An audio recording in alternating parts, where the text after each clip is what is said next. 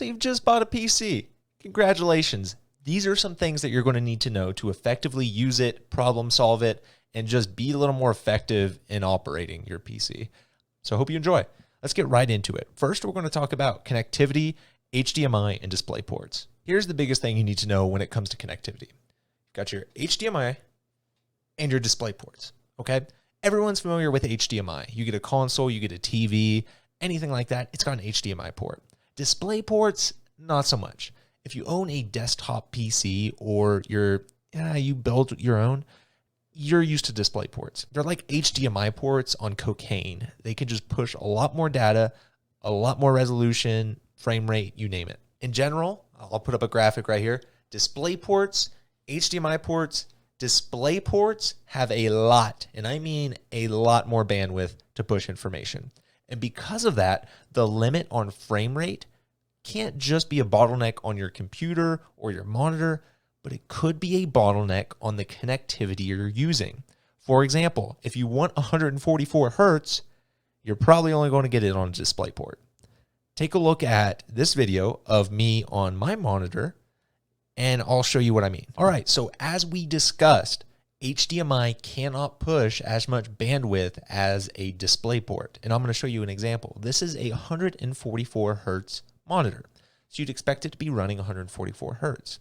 Now, NVIDIA Control Panel is how you need to control all of your monitors and all that stuff, specifically with frame rate, okay? That just go into here if you need to affect frame rate and that kind of stuff, all right? So it's right here, right-click anywhere on your desktop, NVIDIA Control Panel, and that'll pull up, boom, there it is. All right, now the reason you're only seeing the one screen on my panel right now is because if I show you my settings, I only have my information being pushed to my monitor instead of my laptop screen. Anyway, you're seeing the one. You're going to see a lot of options on this screen. Don't get carried away. What you want to do is make sure that you look under this PC where it says native. That's usually the one you want to go with right there. From there, you can adjust your refresh rate. Again, this is a 144 Hertz monitor, but because I'm only connected via HDMI, the most I can push is 100 Hertz. So that's what I have selected. Make sure you know the connections that you're using because that might be the bottleneck of your refresh rate that you're trying to figure out and solve. Another big thing, you want to check that NVIDIA Control Panel to see what hertz your monitor can do. For example, in COD right now, my settings are pushing near 110 frames on this laptop. But my monitor can only push to my eyes 100 frames. So my computer is working harder than my monitor can even show me right now. So what I'm going to do today is turn down my settings in COD and limit my FPS to 100. That way, it only pushes 100 frames, which my monitor can then see and push to me. It works in the opposite as well. You want to make sure that you don't turn your frame rate up on games all the way up when your monitor can only push 144 Hertz. If you only have a 144 Hertz monitor, it doesn't matter. But make sure you cross-check that NVIDIA Control Panel and in-game. Just make sure to go to NVIDIA Control Panel and update your settings because a lot of people will buy 144 Hertz monitors and just leave it at 60 Hertz its entire lifetime. It's crazy. Make sure you go in there and update it. Okay, so there's one more system type ordeal that you need to understand, and it's really simple. And I bet most of you know it, but it's something that you need to have an idea of, and it has a quick troubleshoot thing that you should know as well. So it's the audio. It's audio. To access it, go down to the little audio bar right here where it says speakers. Now, if you're in a game or in a tab or something, you don't see it, go ahead and hit your Windows key and that'll pop right up. You can hit it from there. This allows you, by hitting that up arrow there, to see all of your output options. And then you can select the output that you want it to go to, okay? But let's say for some reason you're in a game, you can hear your game audio and you see people talking in game, but you can't hear them. You've got your stuff turned up, game chat's on, game chat's turned up. What's going on?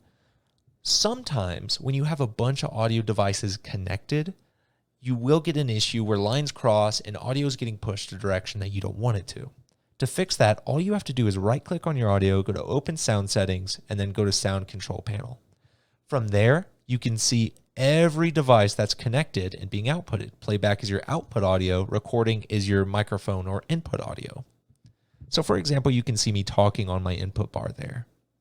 Now, what I would recommend if you do encounter that issue, here's what I would do first. Set as default device first, see if that fixes it. If it doesn't, go in and disable the things that you are not using right now. And that's fixed it for me about 100% of the time. It's as easy as going disable, enable. It doesn't affect anything. It doesn't change. It's that easy, folks. Okay, so that gives you a bit of an idea of how to fix some major issues and just some quick setup problems that you might be facing on your PC. I'm going to start going into some more software things that you're going to add eventually and can help you out in the long run. Okay, we're talking about software issues here, software things that'll help you out. This is a good transition between more of Windows software and individual games and software that'll help you and stuff. Okay, let's say you can't get a game to work. For whatever reason, you can't figure it out. It is not wanting to boot. It is not working. The first thing you need to do is make sure that the game and the launcher don't have an update. 9 out of 10 times it's not the launcher. If it boots, if the launcher boots, it's usually not the launcher. Make sure the game doesn't have an update. Exit out of the launcher too, open it back up, see if it has an update. If not, these are the things you need to start doing, okay? The next thing you need to do is check your graphics card. The easiest way to do that is come down to your search bar and then download NVIDIA GeForce Experience. All right, so this is pretty easy. What you can see on GeForce Experience here is you can see all of my games. This is what it's going to look like when you boot up. And we'll talk about this here in a minute. But specifically, you want to go over to the drivers portion first, okay? Go over to drivers and then hit check for updates. Right here on the bottom left, you have the latest GeForce Game Ready driver. That's good. This is where you're going to update your graphics card drivers to make sure that they're running how they should. So if a brand new game comes out, usually they're going to post a new driver along with the game. So be sure to check your GeForce Experience to make sure that that's updated as well. You've checked your game updates and your launcher updates, excuse me. We've now checked our driver updates. The next thing you need to check is for Windows update. To do that, super easy. I still have our audio section pulled up. All you have to do is type in update, check for updates, and would you look at that? I have an update right there. So that needs to be your stepping stone of what you need to do. Update the game, update the driver, update the system. Now that's actually a perfect point for me to bring this up. On console, you're going to be used to having automatic updates, and you do have them on PC as well. Sometimes an update will be pushed and it won't have time to update itself or it won't catch it.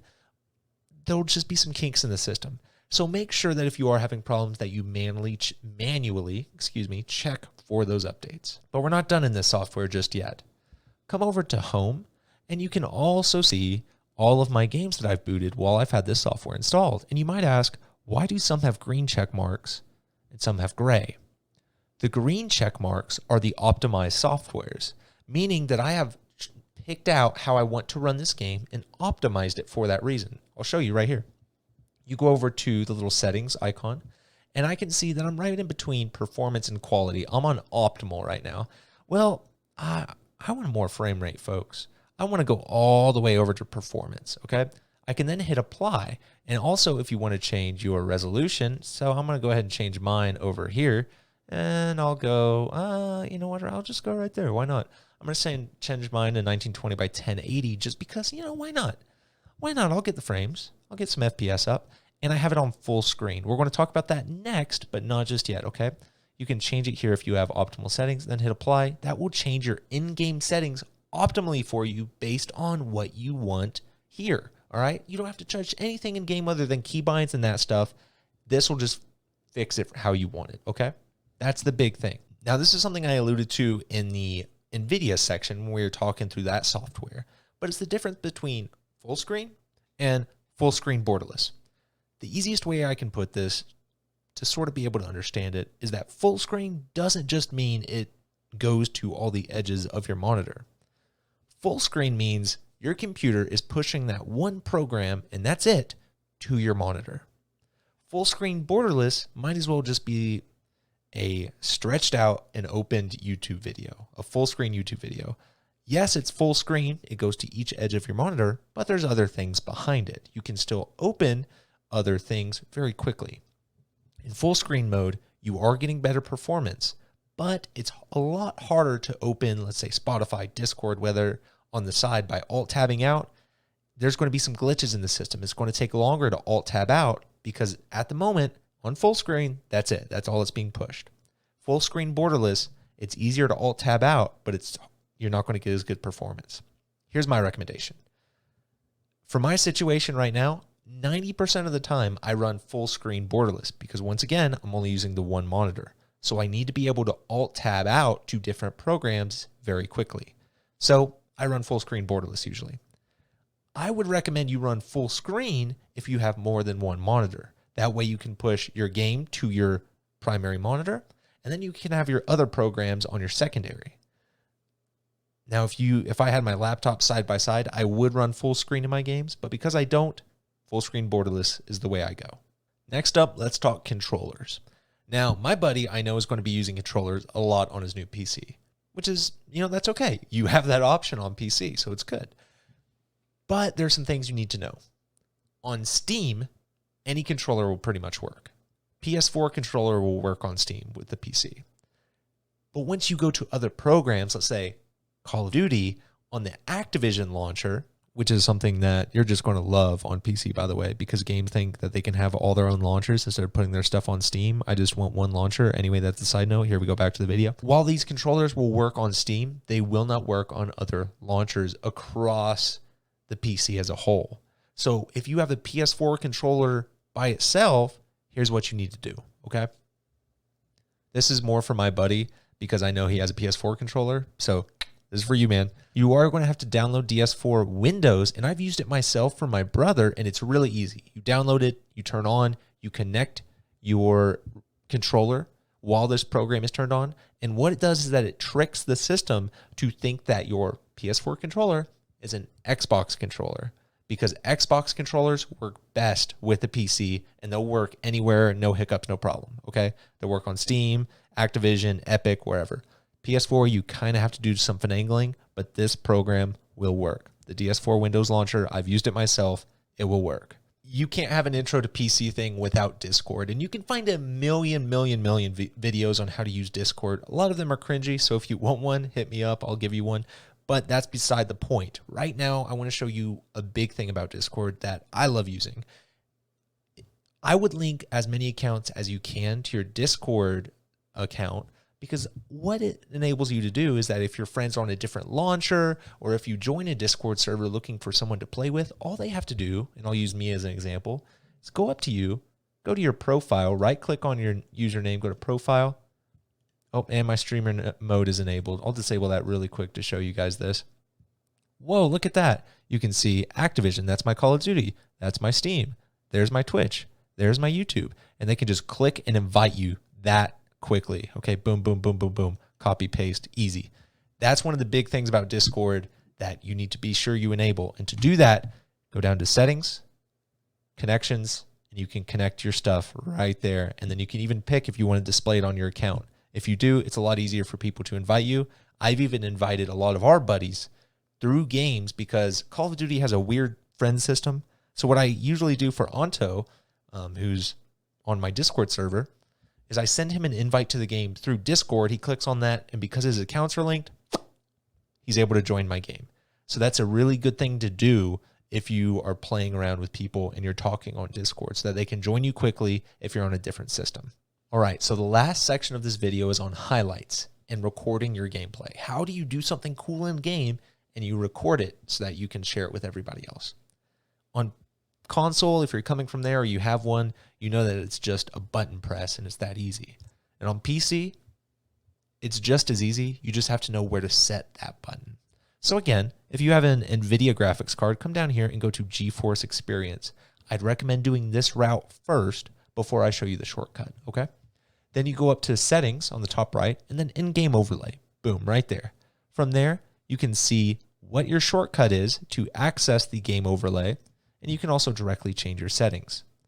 Personally, I would know that shortcut, press it, and then it takes you to this screen. This is how you're going to record your gameplay, okay? And if you see settings, it's the same screen that we just accessed. But let's focus on this right now. You have your instant replay, your record, and your broadcast. I wouldn't worry about broadcast for GeForce Experience. It's not a great software for that. There's other better software out there. So just throw that one to the side, okay? Let's focus on replay and record. And here's how my mind thinks about it. I think of it as highlights.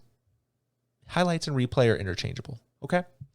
So if I wanted to record the last minute and a half of gameplay, which is what I have it set to in my settings, all I have to do is hit Alt-H, because in my mind, I think of that as a highlight. So all of my keybinds, turning it on and saving it, are Alt-H, Alt-Shift-H, or whatever. Having this on means that it is looping, it's keeping track of your gameplay, so that if you save a highlight or a replay, I keep using them interchangeably, if you save it, it'll save the last minute and a half. If you have it off and you hit save, it won't do anything, people. So make sure, I always have this on pretty much, just in case I want to save a cool clip, and then I can just hit Alt-H, boom, and it saves the last minute and a half of gameplay without me even having to worry about it being on. So I just leave it on. If you want to record your gameplay, though, you can change those keybinds and hit start from there. But again, to access this screen, make sure you know that keybind that's listed right there. For me, it's Alt-Z, boop, and I can pull it right up in game if I need to change something. But I already know these keybinds, so that if I have to hit a highlight, hit a record, whatever, boom, boom, I know the keybinds. I can do it in game. I don't have to worry about anything else. But that's how you set that up, so that you can have your settings. You can even set where you want the recordings to go.